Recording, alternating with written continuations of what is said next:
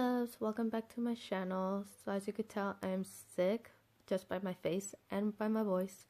So yeah, my brows are done and I used the LA Girl in the shade Blackest Brown, and there goes Max.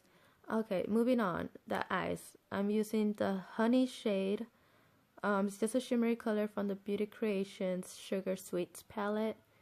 And I'm just going to put that all over my lid. That's the only shade and the only color that you're going to have on your eyes. Because you want a pop of color in your eyes. Like something settled but shimmery, you know? Something healthy. Glowy. You need to be looking glowy when you're sick. Now, no lashes on this look. If you want to put lashes, go for it.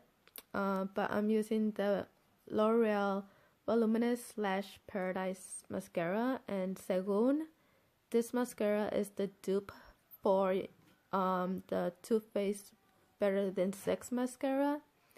I wouldn't know if it is, but also I wouldn't know if it's actually the dupe for Better Than Sex, because I haven't tried it. So yeah. But I could tell you that this mascara does give volume on your lashes, because my lashes need some volume in their life. So primer. For primer, I'm using the Hard Candy Perfect Primer. And let me just say that this is the perfect dupe for the Smashbox Photo Finish Primer. Works just as that one. So foundation. I'm running out of breath here, but for foundation, I'm using the Too Faced Born This Way in Warm Beige. So that's my shade.